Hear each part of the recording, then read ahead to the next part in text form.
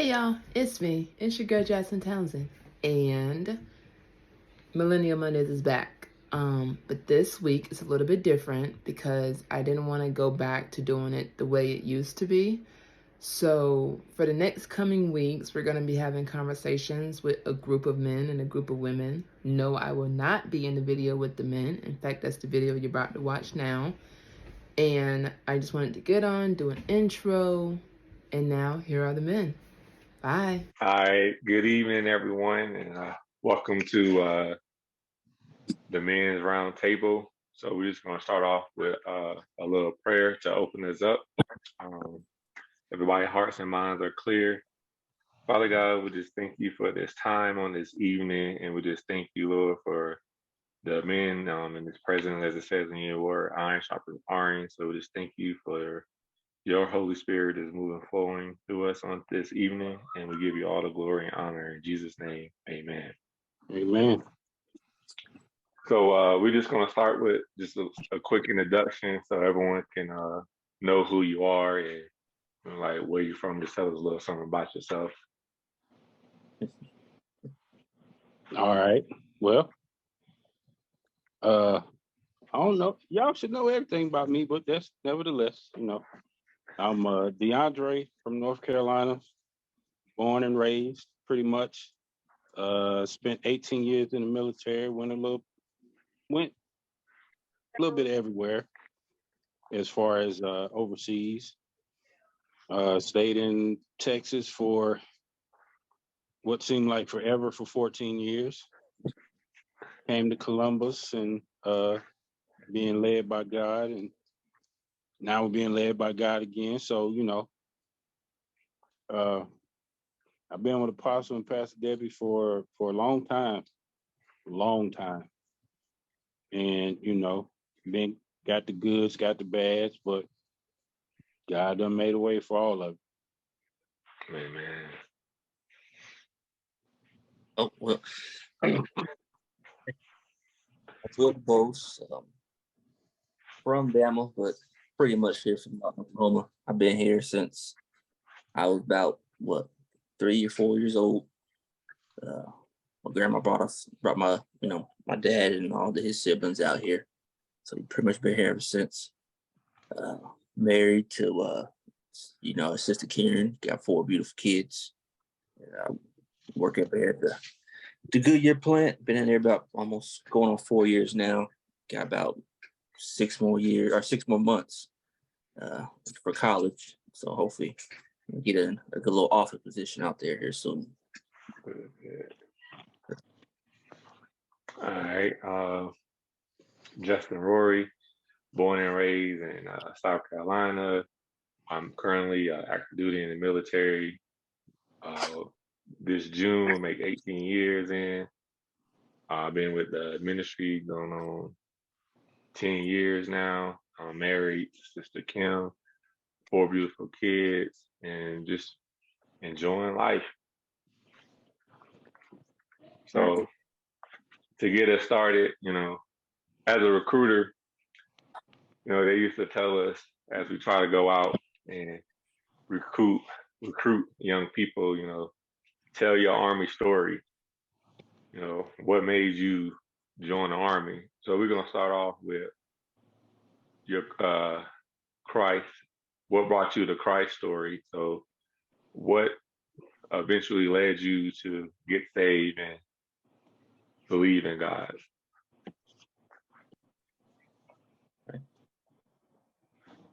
Oh, you waiting for me to go first? Yeah, you go ahead and go first. Go ahead. Go ahead, Okay. D. Well, I'll be honest with y'all. I was a product of church basically all my life. But once I got to that age of I don't like to necessarily call it an age of understanding, but that age of being grown. You know what I mean? I started running. Basically, I heard my grandmother, my dad, other members of my family were telling me, got a call in your life, whatever.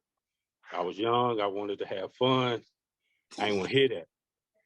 So, I was in the Army doing doing, and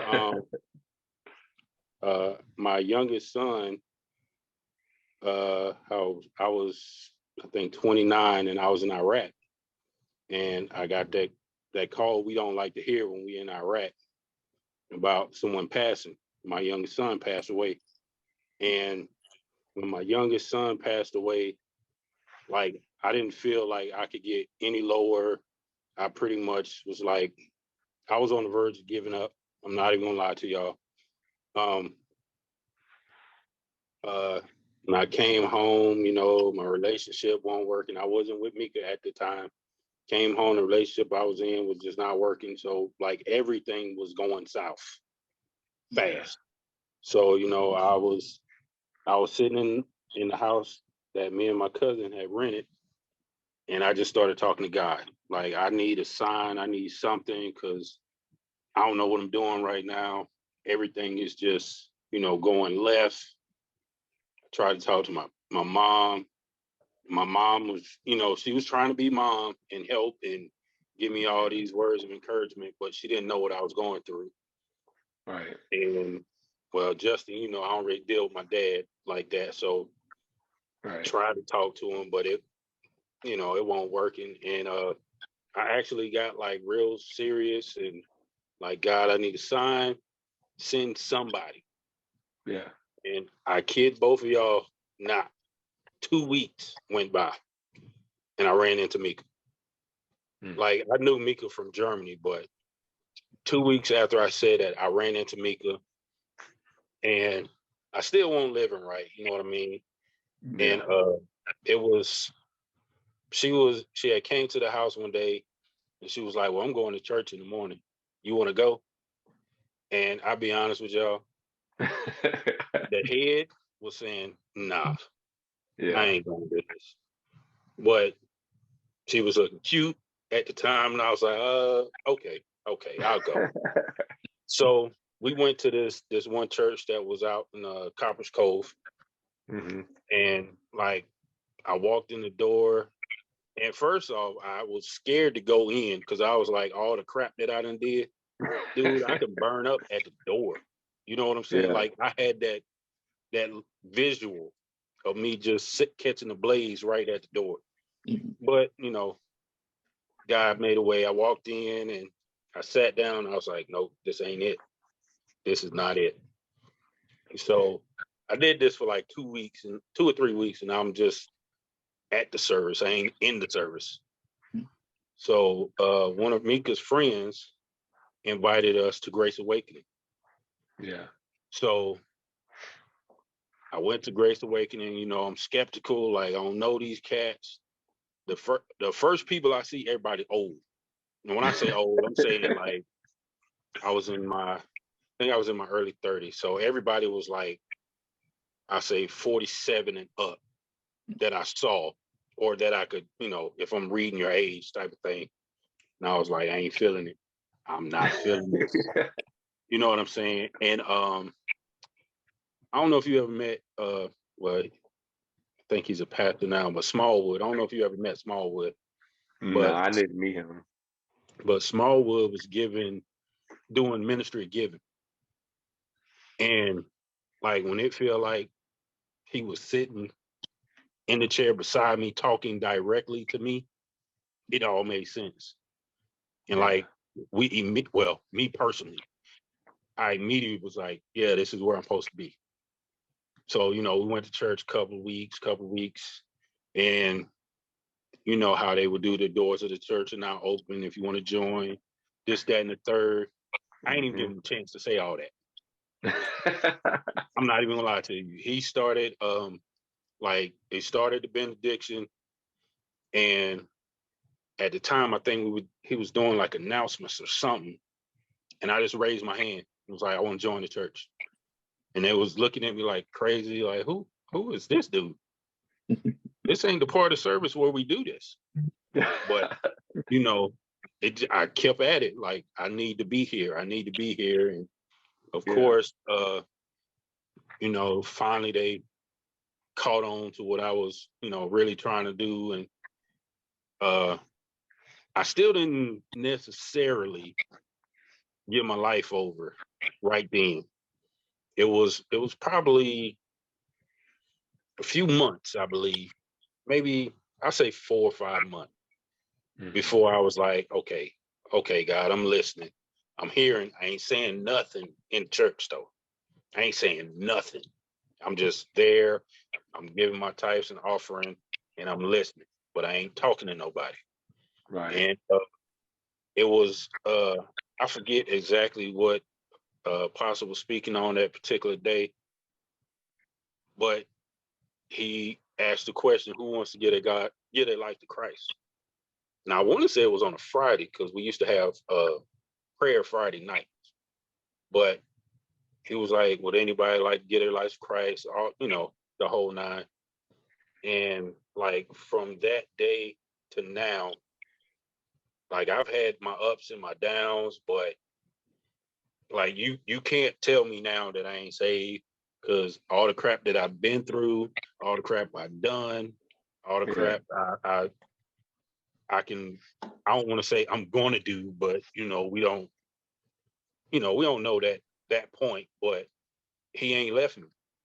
You know what I'm Right. saying? Like I should be divorced right now. And I'm ashamed of what I did, but after repenting and going to God about it, I'm good. So that's my come to Jesus moment. Okay. If y'all heard it.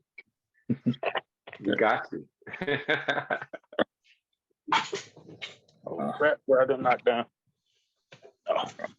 I guess, well, I think mine started my 7th grade year. My grandmother had passed. She had a battle with cancer, and like I said, my grandma, that was my best friend right there. So I did everything with her. And I just know, when she was in the hospital, she relayed the message to my aunt that, she wants all of us to start getting into church. And based on how my dad was, I knew we was going to be going to church. And either way, maybe we would for a little bit after she passed, but we wasn't going to go. I grew up with my dad. But that summer, I went to visit my mom in Fayetteville, North Carolina. And I had some, my mom had friends who were, and who had kids around my age, and they were going to a church out in Hope Mills, North Carolina.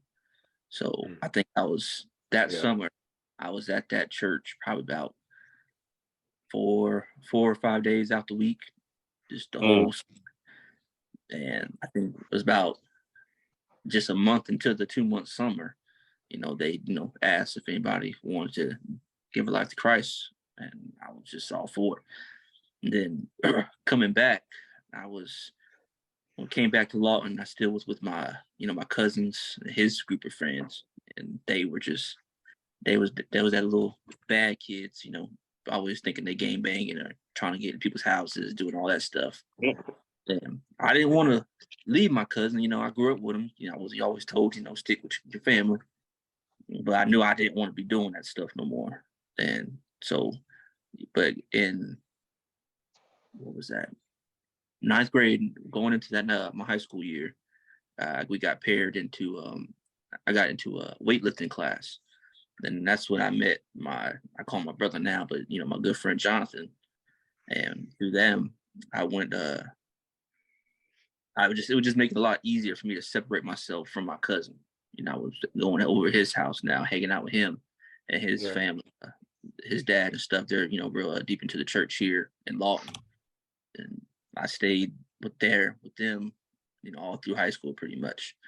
So like I said, but, between that time, of course, you in high school. So you're doing all the high school stuff, not really paying attention. So I was back and forth doing that, and then still going, but, I'm just there, not really going. And then so that went on for years until I hit about 20, 21, and I'm in the car business. And believe it or not, there's a lot of stuff that goes along in the car business with drugs and all that stuff. So I'm in there, and then that's when I already knew my wife Karen, but she became single then. So that's when me and her got together and started going to the church here. And then after we got married, I think about a year into our marriage, we got offered to come into Brother Jason's house because they were going to be leaving to go out to Georgia. So from then, that's when we were able to, we started watching Apostle, via Zoom or no, Facebook Live then, and then via Zoom. And then I was a little nervous joining this church because I wasn't going to be able to sit in the back seat, and just watch. This is you got accountability in this church, but, turned out to be good for us. So we just been here ever since. That's good. That's good. Man. Because I ain't even lie to you, Will. When I first joined, I started, Justin can tell you, I started in AV. I sat in AV for about 10 years and won't say nothing. Yeah. I go to small group, I might say one or two words here and there. I was trying to be in the back. Yeah. I was just in out front. I've been watching. I was watching, trying to stay in the back, but with the small groups and all that stuff, you're allowed to stay in the back. You're right. All right, Big J.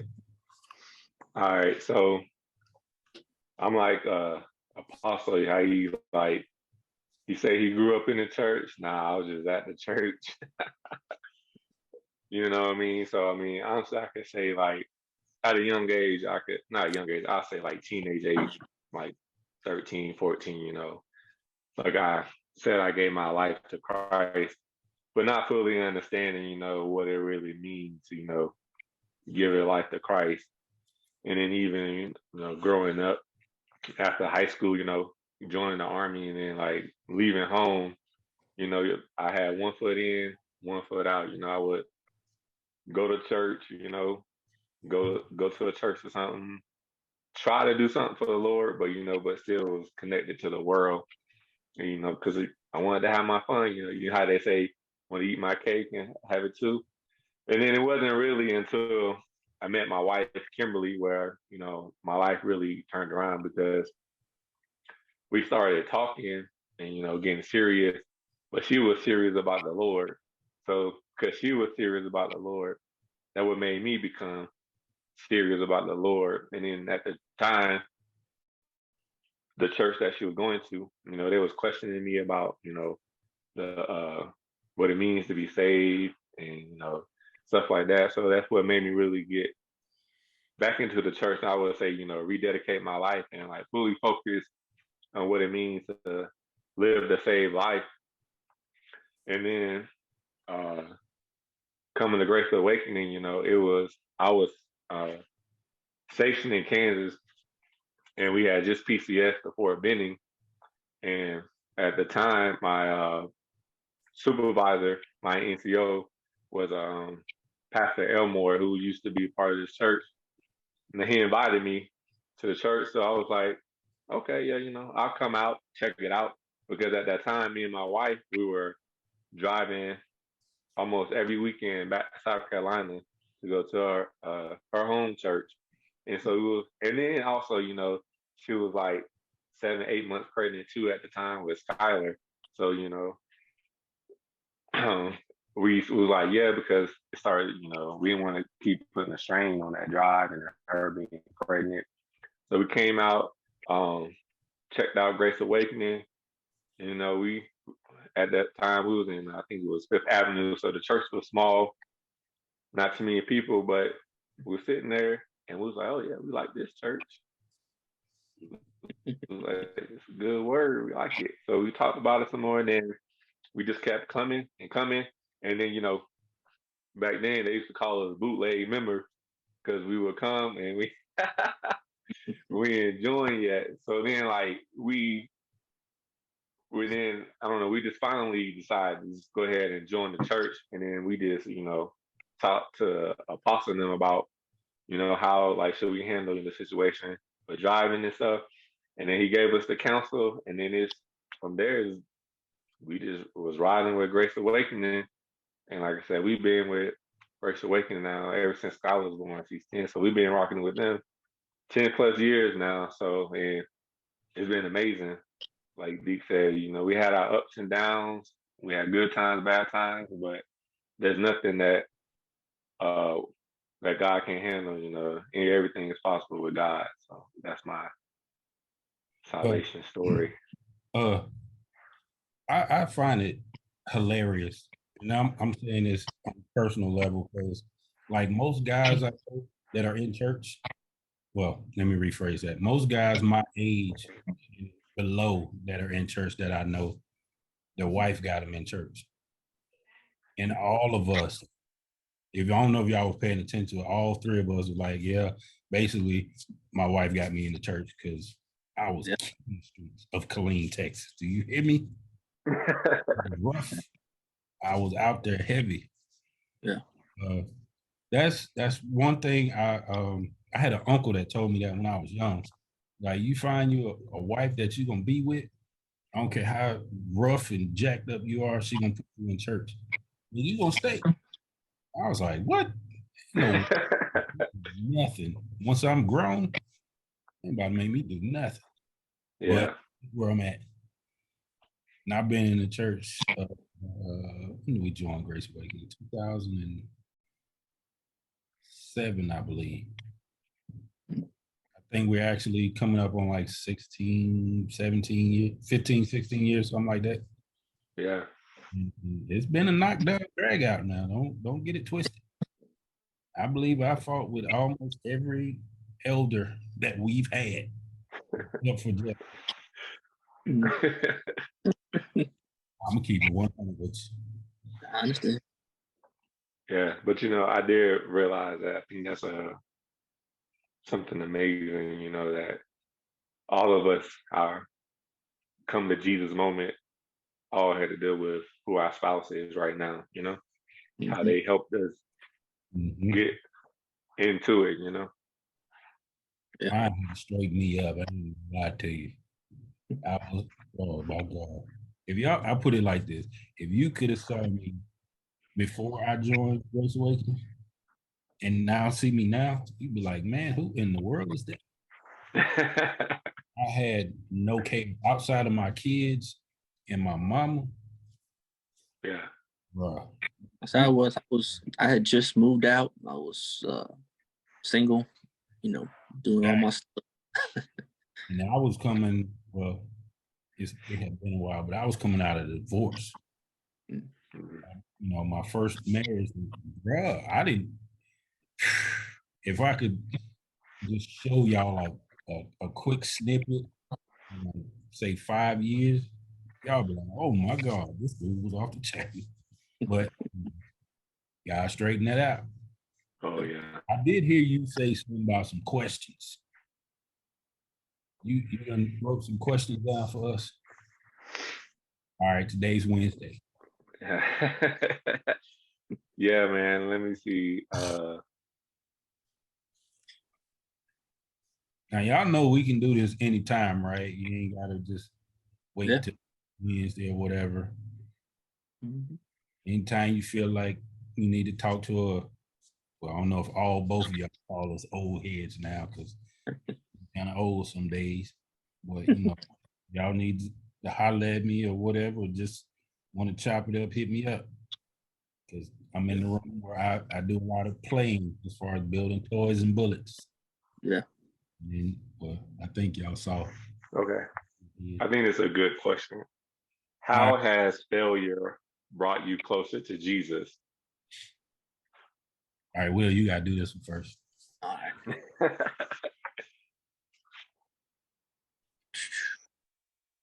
Let me think on that one. I think mainly it's just after failing, I know it's just not over there. My life don't end because I failed at something. Now I have another opportunity. That's something I really want to succeed in. I have that other opportunity to go out and get it. And if I fail again, then I still get to wake up that next day. God willing, and go out and do it again. So just knowing that and trusting in Him that I'm going to have more chances, to go out and keep trying to get what I'm trying to get, has allowed me to lean on Him and not just because I'm failing on my own, know that I can count on Him and eventually I'm going to get it done. I like that. Hey man. Well, I find this question very ironic for me personally, because I was looking at something today, and a video popped across on TikTok, and it had like the zodiac signs and what your fear is. Yeah. As an Aries, is fear of failure. And I was like, what world? I ain't afraid to fail. Just trying to, that hard side of me real quick. Like, Pump yourself up real quick. me, I'm gonna do it again and get it right. Yeah. What I've been learning that when I fail stuff, well, depending on how I fail stuff, it's because I'm trying to do it. Like I go in it with this preconception, like I got this. I don't need no help from nobody. And in being that way, I'm taking God out of the picture completely. And like I don't want y'all to think I've been like this for a while. This is really recent, 6-7 months maybe, where because I build guns now. So for a minute, I was like, man, I got this. I can build guns all day. You know what I'm saying? So I started my business, and my money went down because if you're not selling nothing, you ain't really making no money. Right. I was like, man, I had this fear, like, yo, I have failed at business. You know what I'm saying? This is supposed to be my livelihood, to take care of my wife, kids, all this good stuff. And I realized that I was doing everything. Had my come to Jesus moment, so to speak. And once I actually relinquished or submitted, you know what I'm saying? It was like, man, every time you turn around, somebody want me to do this for them with their gun, do that for them with their gun. So it gave me that not a really good flow, but a better flow than I had. So, and it would always come like I need like $300 real quick for something. It would come right then. You know what I'm saying? And and honestly, you know what I'm saying? Like, as far as me being in the ministry, it was the same way because I felt like I got stagnant. So I was failing, in my opinion. And I did some things, and I had to be broken. And my failure, for my personal internal failure, I had to be broken, like broken. Yeah. Where, dude, I ain't got nowhere else to go but up. And Right. Once I'm like this. Once you get to a certain lowness where you got two options. Well, the world has two options, but you only got just going up. You know what I'm saying? Failure is not an option, really. It's actually a way of life in some aspects, because if you're trying to do everything on your own, God might let you do it, but how long is that gonna last? Right. Oh, just to kind of like continue what you're talking about, that goes back to that 4th and 1, knowing when to punt. Yeah. We always think that we can go for it and then end up not making it, or we go for it and make it, and then we think we got it, and then we like all in, like, oh yeah, I got this, I don't need that because I made it. You know what I mean? But like you said, that failure, man, it's a process. It's just sometimes we need that failure in life to bring us closer to God, because we relying so much on ourselves, and then when something fails, that's when we want to run to God. But because it's like, oh God, what's going on? Like, why you didn't let this happen? And why you in the way? That's why I ain't let this happen. My thing so was telling God it wasn't my fault. Right, we're looking at God like, oh, something wrong. Nah, we need to look at ourselves to see what's wrong. Because we putting our faith in the wrong area, and that failure helps to understand, where our faith is at, so that our faith can move to confidence, and not just, oh, I hope, or like, yeah, I'm stepping out. Now I'm confident in knowing that God got me on this. Right. Is there a test on these questions? Nah, there's no test, man. This is just us talking as brothers in Christ. All right, I'm just messing with you, man. I'm just. I know. How would you like Jesus to show up in your life right now?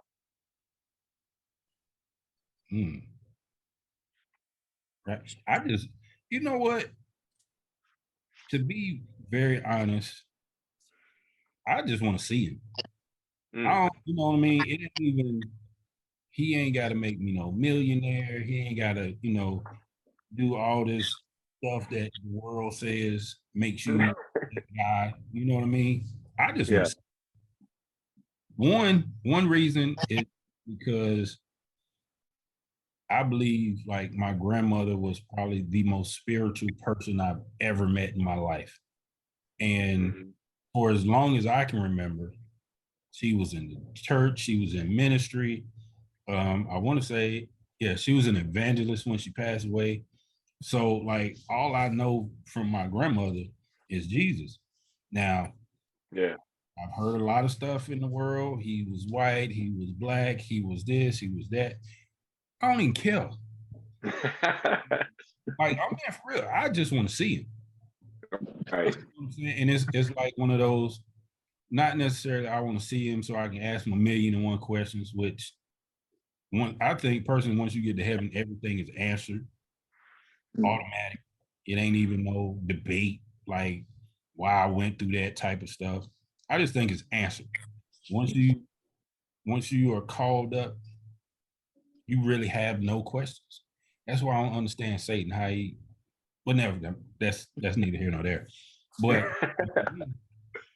I just want to like to be able to sit down and have a conversation like this. Not necessarily why you make me go through that, why you let me do this, just right. Conversation. I think that'd be the coolest thing ever. Because we talk now, and he can get pretty loud. You know what I mean? Yeah, I know. Sometime when he talking to me, and I'm still moseying along like I want to, he can get pretty loud and make it sit down. And but that's it for me. Whatever he got for me, I'm ready. Yeah, I think mine, I guess, would just continue speaking on me when it comes to this move out to Georgia, because I don't. You always can know, you don't want to leave too late, but you don't want to leave too early. So I'm trying to, figure out that sweet time. And then, like I said, when you was talking about the fear of, failing or something like that, that's kind of one of my things. I don't want to, we got a pretty good life right here. You're an Aries. Ain't that what? Didn't you tell me you was an Aries Sunday? Yeah. Mm-hmm. Yeah. That's what popped up, because I just don't want to get my family, out there stranded, because it ain't just me, out there on this move. So, well, I mean, I don't want to like try to persuade you either way, but I look at it like this. And Justin, you're a soldier too, so we get sent places where we don't know nobody. Yeah. For me coming to Columbus, I knew the Elmores who had just PCS'd here, and Apostle and Pastor Debbie. And then oh gosh, what's their names? The Carters. Them the only people I knew, but when I say I know them, they go to church with us. I didn't know them. Right. Will be coming to an area where you got family, like literal family. Yeah. Like that's my dad, that's my mom type family. You know what I'm saying? So for you, I ain't saying do it tomorrow, but yeah. I believe you'll be all right. You don't need to like overthink it. Right. Yeah, I understand. Like I said, I'm just trying to keep talking with them just to understand, really just to ease my mind, like I said, I've gotten messages from Pastor Minister Mr. Townsend about letting me know and stuff. Let me know what I'm doing is on the right track. So I'm getting that easing, but that anxiety start to build up on you every now and then. Does he talk to you? Yeah. God talks to you? Mm-hmm. When he talked to you about the move, what do you feel? I don't feel anxious at the moment. I'm ready to go. I tell you right now, if I tell my wife we're leaving tomorrow, she start packing right now. But you already got your answer. So you have a peace when you think about the move and God's talking to you. Yes, I know we're supposed to go. I'm just trying to get the win. Really. When did he tell you to go? I haven't heard that yet. I just know I'm supposed to. Like when you got checking the spirit. Checking the spirit to move to Georgia. When was that? Oh, about mid 2022, last year. 22? And you say now when you talk to God, you ain't got your win, you actually supposed to pack up or whatnot, but you don't have that anxious feeling, right? Right. Mm-hmm. It's simple. Yeah. I'm saying this from like personal experience. This is how he did me. Yeah. I can tell you the story. I think I told Justin already. We came when Apostle and Pastor Debbie first came here to Columbus. We came to set up AV and help set up admin, and we was going back to team. And we did it once, no hiccups, no issues, you know what I'm saying? So we came back because they was having an issue, I want to say with AV or something. We came back for like, I think 3-4 days. Yeah, I think so. Try to figure everything out, show the folks that was doing AV, this is what you do when this happened type of stuff. Right. Apostle was like, hey, y'all meet at Sharks, we're gonna have lunch together, sit and chop it up. So we go to lunch at Sharks on Veterans. And we sitting there talking, and all of a sudden, I don't know if y'all ever noticed this about me, but I'll check out. And people like, he ain't paying me no attention whatsoever. This is what Mika told me she saw. And he was telling me, like, in that moment, you're supposed to be right here. Are you serious? I ain't trying to come to Columbus. Yeah. I don't see nothing in Columbus. I ain't got no need to be in Columbus. None of that. So I fought it. This was, I think, the first day that we was up and moving around. And I fought it until the day before we left. And that night I was talking to, the day before we left, the night before that, so I would say day 2 or 3, I was in the hotel and I was talking to Mika. I was like, God want us here. And she just kind of looked at me like, dude, you ain't never said nothing like God was talking to you like that type of thing. You know what I'm saying? Look like, what? Yeah. Yeah, God wants us here. I don't know why, but he wants us here. And she was like, oh, so now you hearing from God? I'm being for real. Like, I don't know. I believe I'm hearing from God. So we both that night we prayed about it. Yeah. This morning, the apostle was like, well, let's go to lunch again because y'all leaving tomorrow. We in Sharks again. He wanted us to taste the catfish. So we in Sharks. And the whole time with the Sharks, God is like, you need to tell them so they can help you, figure out your plan and all of this here. Nah, I ain't gonna say nothing. And it's like when I say no in my spirit, God get Mika and Mika nudge me. Like literally.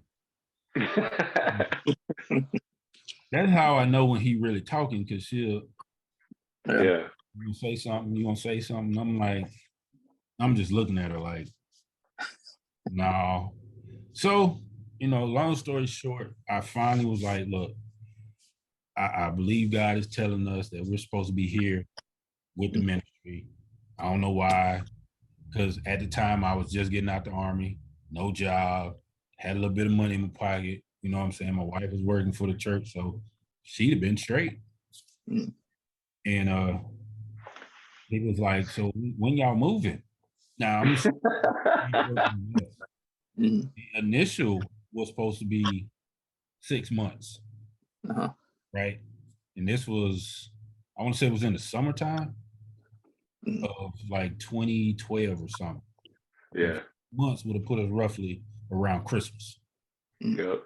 No, God, I don't think I heard it right. So went back to the drawing board, praying again. And he literally, this is what I heard. The kids can finish school, but once they finish school, you need to be on the road. Literally verbatim. Bruh. So I'm like, okay. How are we going to Georgia for that? You know what I mean? So we packed well. And this is when I realized I actually heard God. You know, once you get out the Army, you're not supposed to get a move a year after you're out. Well, I don't know if you know that, Jay, but once you are done with the military, you have 1 year to use your final move. Yeah. Well, no, I think it's 6 months. I don't know, 6 months to a year, something like that. Well, I had been out for a year. And well, right before my year mark, I went to transportation just to see. I forget who it was. Somebody in the ministry that was retired. It was like, just check with transportation. Worst thing they can do is say no. So I go to transportation, and the guy was asking me my date and everything. I was like, yeah, I got out on this day and been in Killeen for a few months, whatever. And he was like, well, what day would you want to be packed out? So I just threw a random date out. And I think it was the day that they got out of school, the exact day the kids got out of school or whatever. And this dude literally looked at me like, let me make some phone calls. I need you back here tomorrow at 12. Okay. So I'm still iffy and leery now. So I go back to transportation. And dude sits me down. He was like, look, we ain't supposed to, but we can move your family. And the guy that I was talking to is actually, I didn't know this at the time, but he was a member of CHOP. Come on now. I'm like, okay. He was like, we can move you, we can have you packed up, but it's gonna be a week in between of your pack up and your pickup. I was like, what does that mean? We gotta sleep on the floor or whatever? He was like, for right now, it's a week. So I'm like, okay, we can deal with that. We get some air mattresses or whatever. We good. So the day that they came to pick me up, to pack us up, the next day they were coming to pick us up. And I'm like, wait. And I called him. I'm like, bro, you said a week. We over here trying to get little pallets made on the floor. The kids got another 3 or 4 days in school. Yeah. Like, hey, I told you we was gonna take care of you. They came and got everything. So we was on the for like 2 days or something like that. But we didn't have to pay nothing on this side. And we stayed in the Value Place Inn. No, Days Inn. Stayed in Days Inn for like, I think it was like 3 days because we were still looking for a house here. The funny part is the hotel room was recouped. I don't know how that happened. We didn't have to pay a deposit. No, I'm sorry. We had to pay a deposit. We didn't have to pay the first month's rent. And I'm like, wait a minute. So I really, I'm having that conversation. I really did hear from you. I want you. Right. Come on. If you're if you're having moments like that, Mhm. and now you're having this thought of moving, but you don't know when, but you have no anxiety whatsoever, Mhm. it's soon. Yeah. I don't know how soon, but it's soon. Yeah. And I told Bacon the same thing, because when Bacon was coming, back and forth, and Mhm. yeah, we're gonna be here. We're gonna be here. I was like, so what you been hearing? And he just kind of looked at me like, who is this dude asking me that kind of questions? Yeah. He was like, yeah, God told me to move. I was like, how you feel about it? He was like, I ain't got no issues with it. I believe Right. I'll be here. Like, so you ain't nervous, you ain't anxious or nothing. Like, nah. Okay, I'll be here in a whole minute. And it was like 6 months to the day. Mhm. Family was here. I was like, man, listen, I'm just saying soon. Soon Yeah. could be a month. Soon could be a year. Right. I don't know. I'm just saying soon. I believe it. I believe it. Hey man, I ain't trying to take over your question and answer series. Nah, man, this is good. This is good conversation, man. Good. Y'all ain't gonna have me doing all this talking. I'm like a fighting minister. That's it. That's the elder over there. Nah, man. For me, man, I think I just need Jesus to show up just in my family, and then with me about to leave, just be here, while I'm gone. You anxious about leaving? A little bit, just because, just how I know sometimes it seems like, every time I left recently, it seems like the problems come up, Yeah. like a lot of stress comes up. So I wanted to be like a stress-free, not want to say separation, but like, I don't want my wife to have to deal with so much stress while I'm gone, you know? Right. You want to Poland, right? Yeah, I'm going to Poland. I don't know how it is now. When I went, Poland was, I don't even know how to describe it. It wasn't bad. Like it was kind of like being in Kuwait, but cold. You know what I mean?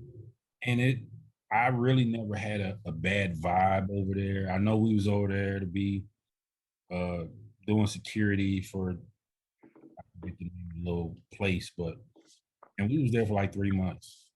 Yeah. And it's not like being in the States, or it wasn't for me. It wasn't like that, but it was cold, but like my unit actually got like really tight.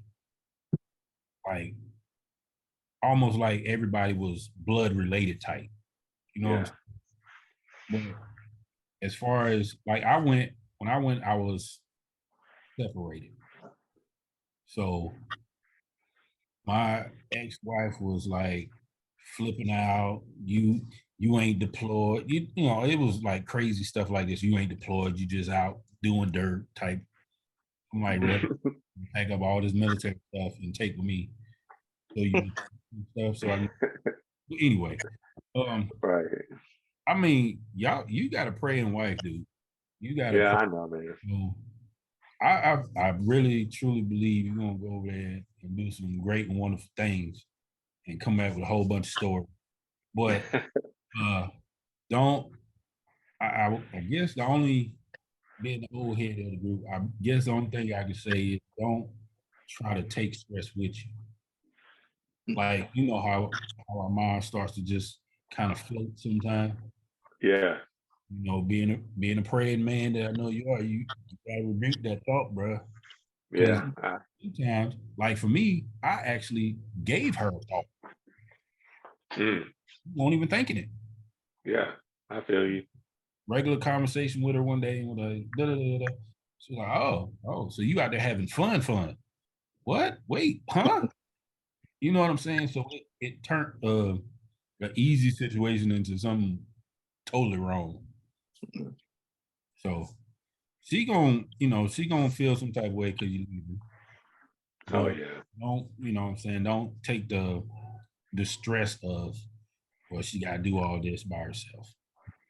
Yeah. Yeah, but some of it is like sometimes she just feels like when I leave, like no one checks on her. You know what I mean? Like, Is yeah, that family or is that church? she feels like that for both. Because I was just talking to her the other day because she was on the phone talking to my wife. Yeah, I know. I know they was talking yesterday, but I mean, like, Well, me personally, I don't call nobody's wife. I mean, I know not. I mean, I know not you, but I mean, like, just I'm not saying like the men have to call her, but she just feels like that. Like, she like Well, people know like you're gone, and it seems like no one ever calls or check on me. You know what I mean? Like, I mean, like, I can speak for me. I don't know about anybody else. When she was here and you deployed, I think she used to get tired of me because I was like, "Where my brother at? What he doing?"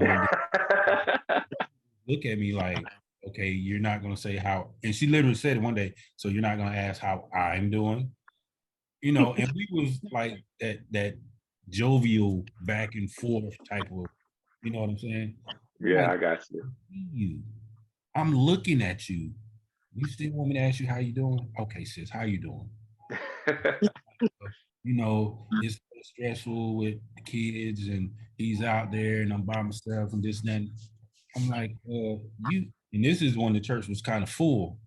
I'm like, man, all these sisters you got around here, why are you stressing like that? I don't like to bother people. Really? You've been called a baby of the church for how long?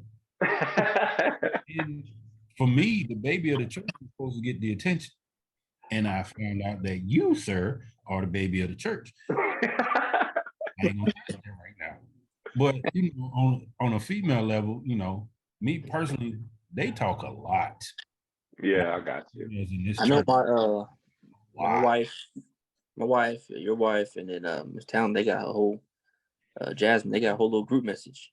Yeah, I know they be Johnson, chatting it up. Yeah. man, listen, you ain't that young. I think she got But you a few years, about 4 years, I think. Yeah, something like Jasmine. Half the time I only call it Jasmine. It's a J or something, Yeah. But yeah, man, it's I think this is the time when we deployed. I know I did my first deployment. I took a whole bunch of stress because I was like, okay, I'm gone. How my kids gonna, have dad type of thing. I'm thinking of work. Like my first deployment, I was thinking the absolute worst. Any of my soldiers will tell you, Sergeant Williams' philosophy is if it's my time to go, I can't stop it. Not God got me, not God gonna cut me. If it's my time to go, I can't stop it. You know what I'm saying? And my kids gonna get taken care of because the army gonna pay so much money and all of this good stuff. And do they still when you go on deployments, do they still do the dog tags with different scriptures and all that type of stuff on them? Mm-mm. See, my first deployment I went on in 2003. Don't say nothing because I know you won't say nothing. Anyway, my first deployment, man, I went on and I had that philosophy. And they started giving us dog tags and Bibles and all this type of stuff, right? And they gave a dog tag, and the dog tag had a scripture on it. It was Joshua 1:9. I ain't gonna quote it. I got it on my arm, so I ain't got to quote it no more. But anyway, that scripture basically turned my whole focus. Like I can honestly say I still won't there with God.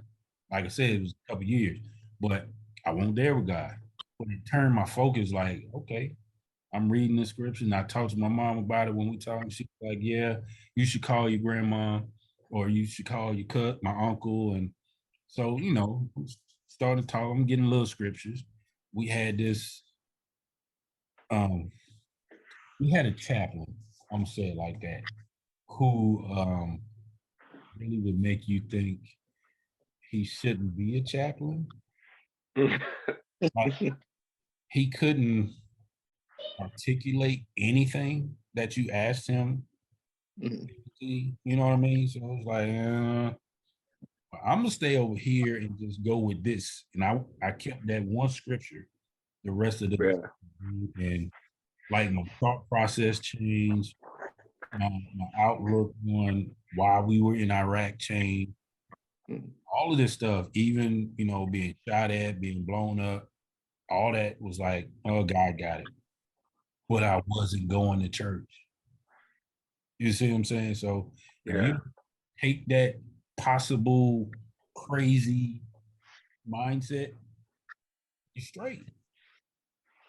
You too. Yeah, I used to get that because I'm not leaving like you guys are, but I'm going for it. I'm leaving at 7 at night.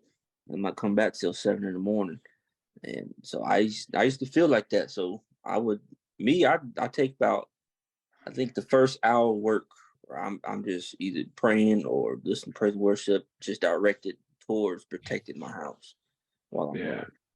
Yeah, man. It's your mindset will do a lot to you. Yeah. I'm telling you, I hear wonders, some ridiculous stuff, and I'm like, Lord, where did that come from? Type of stuff. Yeah. You go into Poland and you like, God got me. I'm coming back home. I'm gonna see my kids graduate. I'm gonna be at the football game, reffing and all this. Yeah. I will say I don't want to be in your shoes because I don't.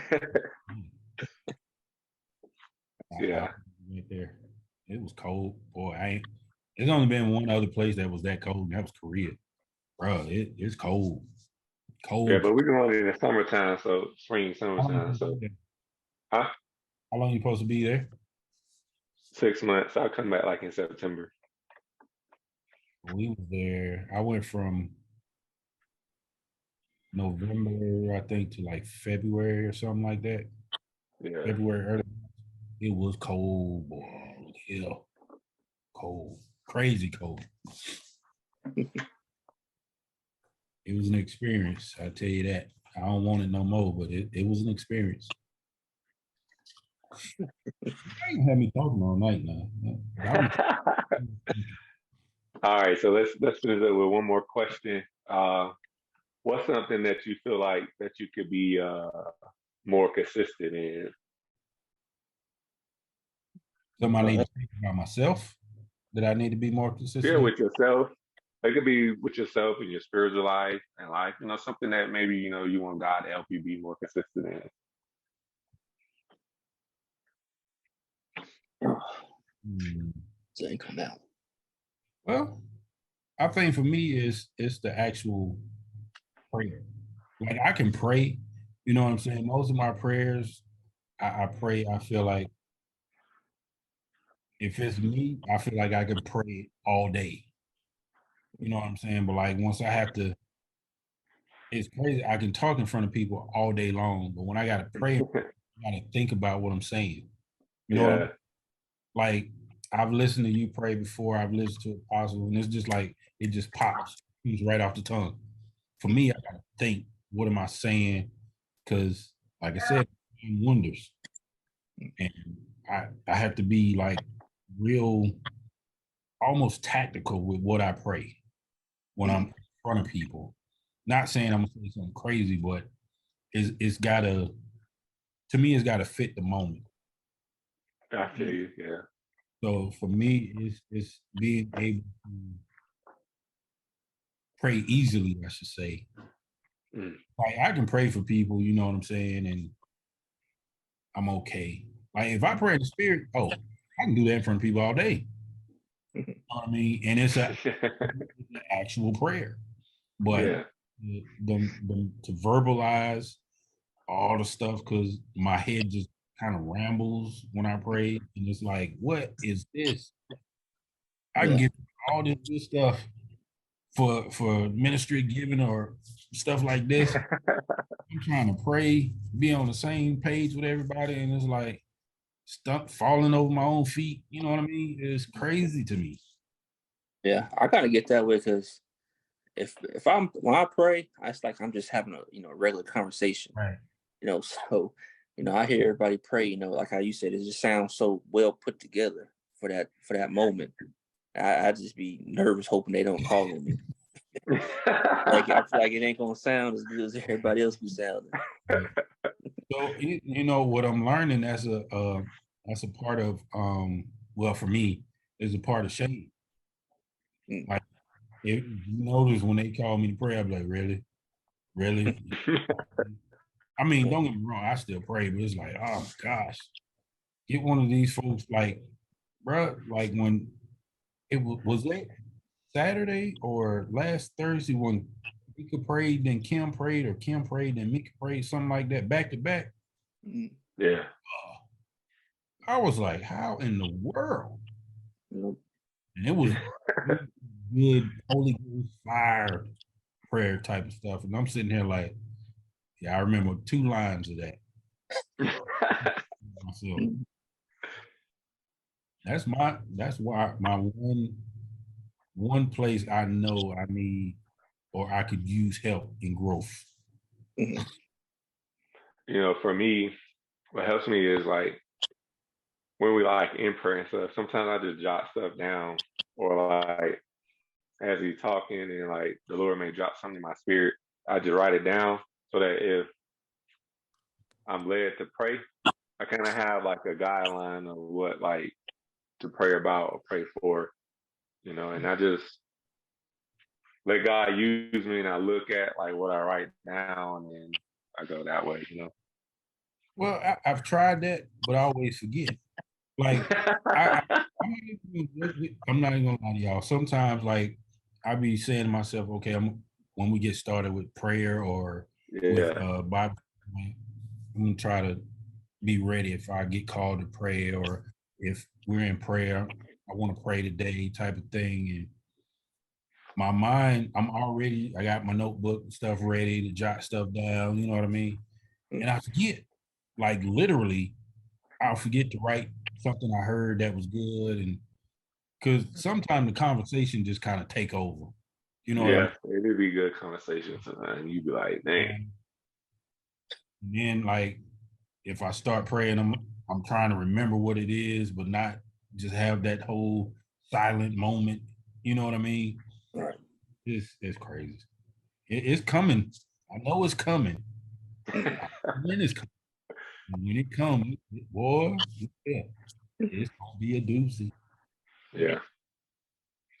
It's gonna be.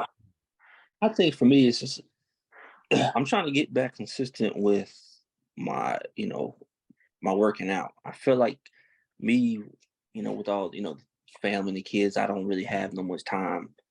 But I'm trying to, like I said, me working out, that was just my time to really reflect on a lot of things and just kind of have that moment with myself and God.